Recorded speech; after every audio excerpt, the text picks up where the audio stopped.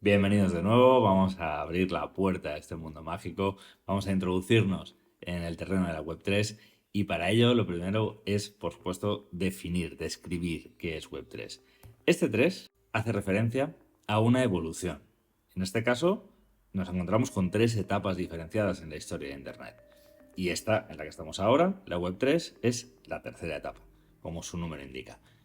¿Qué es lo que diferencia estas etapas? Muchos factores, pero principalmente la forma en la que el usuario interactúa con los protocolos. Fijaos, la web 1, recordaréis que era una web de lectura. Realmente se parecía mucho a un tipo de comportamiento por parte del usuario como el que tenemos con la televisión o con la radio o con un periódico o con una revista. La información viene de una parte, el usuario la recibe, pero tiene nula capacidad de transformarla, nula capacidad de compartir su opinión, su punto de vista, su contenido de valor.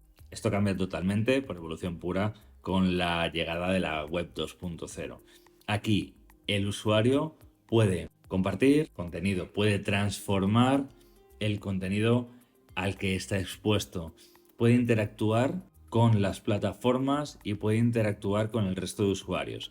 Es el Internet de las plataformas, es donde surgen las grandes tecnológicas, las redes sociales, es el Internet en el que de repente Google se hace una de las empresas más grandes del mundo, donde surge Meta, donde surge Twitter, donde surge Amazon, porque estas grandes compañías encuentran su modelo de negocio en ser instituciones de confianza entre los usuarios. Es decir, un usuario puede confiar en Airbnb, poner su casa en alquiler y otro alquilar esa casa. ¿Por qué? Porque la plataforma está por medio.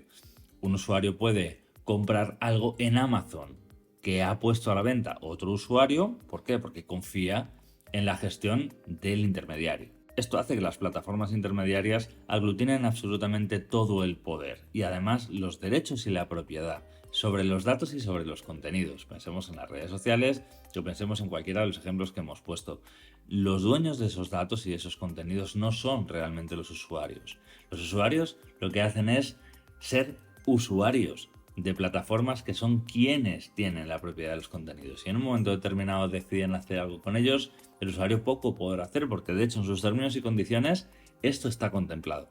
La centralización de la información, de las claves, de lo que se puede y no se puede hacer, es unilateral. Únicamente depende de una de las partes, que en este caso son las plataformas, son las empresas de Internet intermediarias. Pero esto cambia por completo con Web3, porque Web3 es la economía de la tokenización, es la web del leer, escribir, es decir, de recibir información y también poder aportarla, de compartirla y transformarla.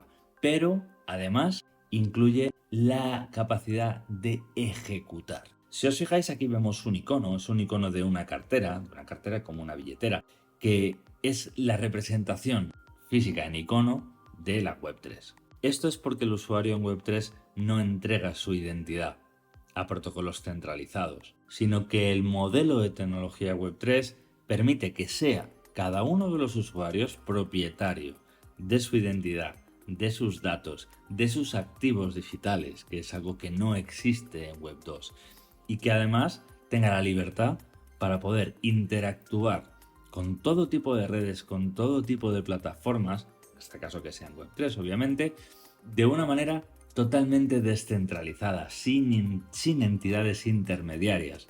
Esto es la gran diferencia entre Web 2 y Web 3. Por un lado, el empoderamiento de los usuarios, a los que se les devuelve la propiedad sobre sus datos y sobre sus contenidos, y por otro lado, precisamente la automatización que viene dada por la ejecución.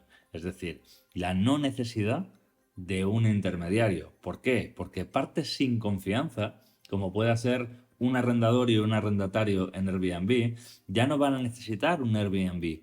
Lo único que van a necesitar es un código programado que se ejecute cuando las condiciones de las dos partes sean las correctas para desencadenar un contrato y hacerlo de forma completamente autónoma y automatizada. Lo veremos todo despacio y os va a parecer alucinante. Si tuviéramos que definir Web3 en tres grandes conceptos, serían estos tres que veis aquí. Es el Internet del valor, en el cual un usuario, un protocolo, una plataforma puede conseguir capturar y emitir valor a través de lo que vemos abajo del todo, a través de la tokenización, a través de los tokens, de la unidad atómica de la Web3, a partir de la cual se puede fraccionar cualquier propiedad, ya sea física o ya sea digital, para poder convertirla en un recurso de valor para los propios usuarios. En el centro de esta lista de conceptos y también en el centro de la Web3 está la descentralización, que es precisamente el modelo que hace posible devolver este poder y esta autonomía a los usuarios. Como veis aquí, el modelo clásico de la Web 2, el modelo de Google, de Amazon o de Facebook, es un modelo centralizado, donde una compañía tiene todo el poder. Si en un momento dado quieren desenchufar los servidores, este usuario y este usuario, que están todos conectados a los servidores centrales de la compañía centralizada,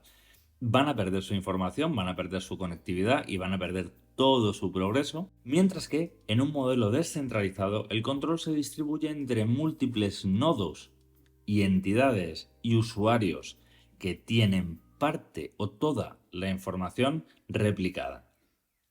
Fijaos la diferencia. Aquí tenemos un único centro de datos y de control y aquí tenemos múltiples centros de datos y de control, pero ningún centro centralizado. En el modelo distribuido toda la información está absoluta y totalmente descentralizada y distribuida entre todos los nodos que operan entre sí.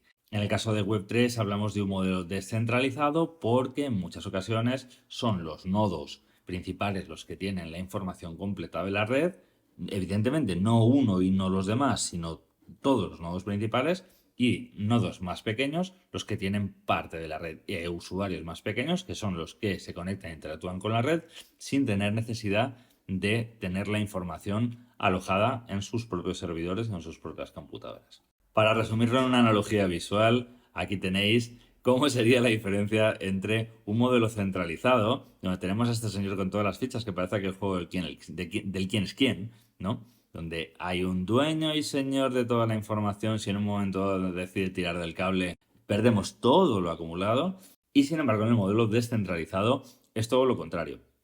El usuario es dueño, nadie va a decirte si tú puedes o no puedes hacer según qué cosas, a no ser que eso esté programado en la gobernanza del protocolo según las reglas que ha de ejecutarse, que eso es lo que veremos a continuación.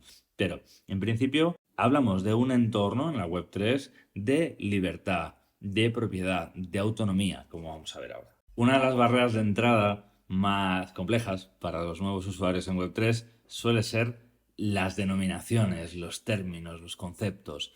Pero cuando ya los conozcamos, cuando hayamos pasado por ellos, cuando hayáis interactuado, os hayáis tocado, es cuando vais a ver que se integran de manera muy rápida. Igual que los que tenemos en la columna de la izquierda, los de la web 2.0, eran conceptos que antes de utilizarlos nosotros pues no éramos ni capaces de concebirlos, ¿no? Y quien no tenía un perfil en una red social no podía comprender muy bien qué significaba eso. En el caso del streaming, de los marketplaces, de los e-commerce, lo mismo, ¿no? La banca online. Cuando nosotros vivíamos todavía en un mundo exclusivamente analógico, no se nos podía pasar por la cabeza que algo como hacer una gestión bancaria lo fuéramos a hacer desde casa con un dispositivo móvil. Bueno, pues todo eso.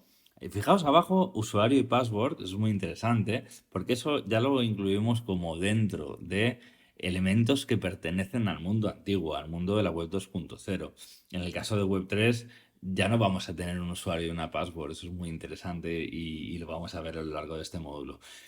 En la columna de la derecha vemos los elementos principales de Web3. Dominado esto, comprendido todo. ¿De acuerdo? Blockchain, tokens, smart contracts, DeFi, aplicaciones descentralizadas o DApps, NFTs, wallets, DAO y CexDex. Ya lo hemos visto también en el módulo introductorio. Ya son palabras que vamos a repetir mucho, que vamos a ver mucho, que ahora mismo probablemente no sepáis lo que significan la mayor parte de ellas, de las que tenéis alguna idea, probablemente sean ideas sesgadas o equivocadas, y el objetivo real de toda esta formación es el dominio total sobre todos estos elementos para poder utilizarlos en vuestro favor y en el de vuestro negocio. En el siguiente bloque del curso lo que vamos a ver es el primer elemento que está en la lista, que es la blockchain, que es aquella tecnología que hace posible todo esto de lo que estamos hablando, así que vamos a por ello.